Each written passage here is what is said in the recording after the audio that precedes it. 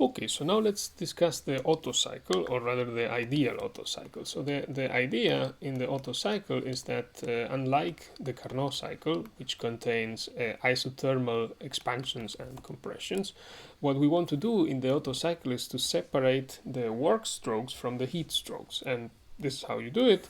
Essentially, all that you need is to combine two adiabats with two isotherms. So let me just draw it in the VP representation. So now these curves here represent adiabats. So they are not isotherms, they are kind of similar, but these are not. So I will just write it somewhere. So these are adiabats. Adiabats. Okay, this guy and that one. Okay, and then to close the cycle, you do isochor. So remember, an isochoric process is a process that does not produce any work or absorbs any work, and this in an expansive system like ours is going to be a constant volume process like that. Okay, so these are constant volume processes.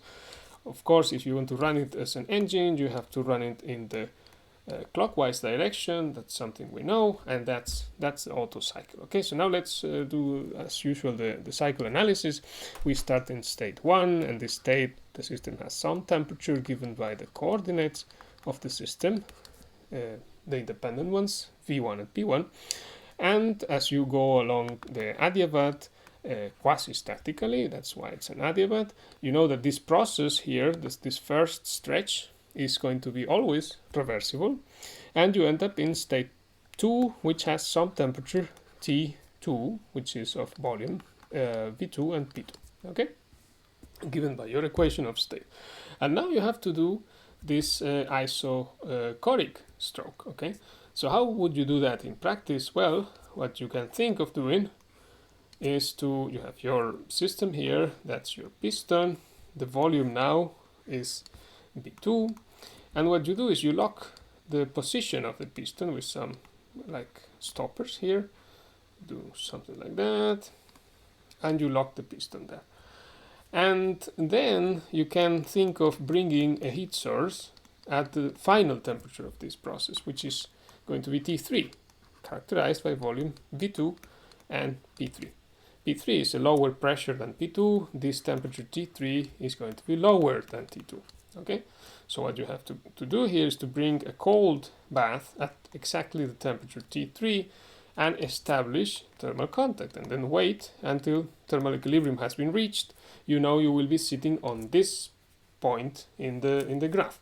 Now, there's one thing you have to take into account, right? Because you start here, your system has temperature T2, pressure T2, and volume V2.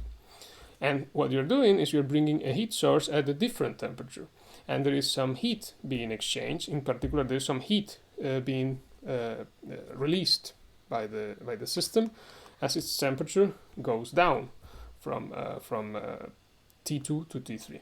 Okay, so if you want to write down the things as we usually do in the first stroke, 1, 2, the work is negative because it's made by the system, it's expanding, okay, and there's no heat, of course, because that's an adiabatic process. Okay, in the second stroke, however, there is no work because it's isochoric, and temperature is going down. Heat in this stroke is going to be negative. Okay, so heat, it's going to be, negative. It's going to go out of the system. Okay, so because heat is being exchanged across a finite temperature difference, this process, we know it's irreversible. Okay, and one thing we know about irreversible processes is we cannot plot them with a line in the VP representation. Okay, this process really does not exist as a continuous line in our representation because not all the intermediate states are states of thermodynamic equilibrium, only the beginning and the end. Okay, so that's a problem. Well, it's not a problem, okay, that's a feature of the Otto cycle, and this is the way it's usually presented in textbooks, and also if you go in the internet, they tell you the Otto cycle is intrinsically irreversible, okay? Now, there is a way, however, to do this isochoric process actually properly, reversibly, but it's very academic, okay, so it's not something practical that you would want to do, but if you want to do it, you can do it. So how you do it, instead of putting here a heat source at temperature T3, what you would do is to put a heat source at temperature T2 minus delta T, where delta T is small. Ideal is infinitesimal, okay? And then you establish thermal contact and you thermalize and you fall down here, okay? So you see where I'm going. That's the same way in which we introduced the quasi-static processes a few videos back, okay? So once you are down here, then you have to throw away this heat source and you have to bring in another one which is a bit colder, okay? And this other heat source, well, it's going to be at some temperature T2 minus twice delta T, and that leaves you here, and then you can continue your journey down to the temperature T3, which is the last of these heat sources that you will need, okay? So this is how you would do it reversibly. Of course, this is completely impractical, but it's possible as a thought experiment, and it's interesting to think about it. So this isochoric process can be reversible, and you can represent it as a continuous line, and you end up being in state 3. In state 3, there is another process, which is, in this case, a process of compression. And because it's a compression, the work is being done on the system, so it's positive. And the system, going through this adiabatic process, is, of course, isolated, so there is no heat exchange. Okay.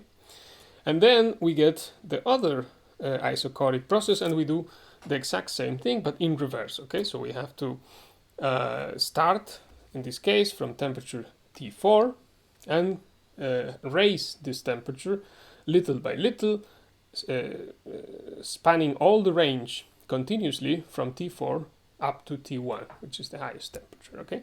And in this process, once again, there's no work by construction, and the heat absorbed in this case is going to be positive, okay? Because you are heating up the system up to a larger temperature. Okay, so this is the description of the ideal Otto cycle. These are the strokes, and this is the sign of the different heat exchange. And this feature here is important. And now you can understand finally why is it that I'm saying that this cycle cannot be directly compared with the Carnot cycle. Because in the Carnot cycle, what happened is that the system absorbed and released heat into heat sources of a definite temperature, which is well defined.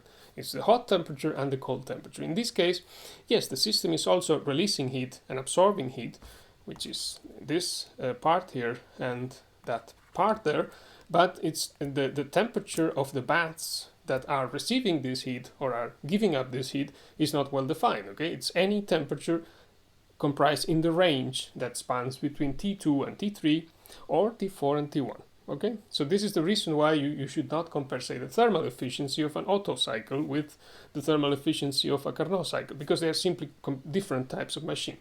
Now you're going to understand a bit better why am I making this stress on this when we study Carnot's theorem in the next couple of videos. So, okay, just a final word on cycles. There are many more cycles, and if you go again in the internet, if you look in the literature, you'll find many other cycles, and there's two that I want to highlight. There's really many of them. You'll have the chance to see them in the problem sheets and also in the synchronous sessions of this part of the course. Two particularly interesting ones are slight modifications of the Carnot cycle. So these are the Ericsson cycle, and which are really similar, and the Stirling cycle. So these ones are very interesting, and here what I'm going to do is I'm just going to draw the shape of the cycles, and like I say, we will have chance to analyze them in more detail in practical sessions. So let me draw two isotherms in this case. Okay, so these curves I'm drawing are isotherms. Let me see if I do them properly. Looks good. So these are isotherms. So isotherms, this and that. And I'm going to draw the two cycles together. The Ericsson cycle, let me see if I'm right. Yes, the Ericsson cycle has, to close the cycle, it uses isobaric processes. So remember, isobaric processes are reversible processes at constant pressure. Okay, and an Ericsson cycle, these arrows here are making it difficult to see. It would be made in the clockwise direction if you want to produce work, So you go from 1, 2, 3, and 4. That's an Ericsson cycle, where you have an isobaric stroke of, in this case, you have two. Sorry, this is not what I wanted to do. So in this case, let me just label these isotherms. This is the low temperature isotherm, and this is the high temperature isotherm. So in this case, you are absorbing heat in an isobaric stroke. Okay, that you expand in an isobaric fashion, and you are absorbing heat, and you're raising the temperature of your working substance from T cold up to T hot. Here you do a constant temperature expansion, and here you what you do is you lower the temperature of your system, so you release heat in this isobaric compression stroke, and then you do another isothermal compression stroke to close the cycle. And in the case of the Stirling cycle, what you have is very similar to the Otto cycle, but instead of having isocores connecting two adiabats, you have isocores connecting two isotherms, which is the case here. Okay, so this down here would be a Stirling cycle that you would do in the clockwise direction, like you see here. So you have an isothermal expansion, then you have an isochoric process of, in this case, heat release. Then you have another isothermal compression, and then you have a heat absorption isochoric process. That's how you close the Stirling cycle. Let me put colors maybe. So Ericsson, sorry, this is so Ericsson here, and then some Stirling there.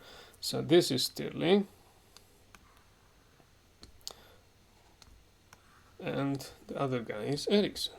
Okay, so these cycles are Carnot-like.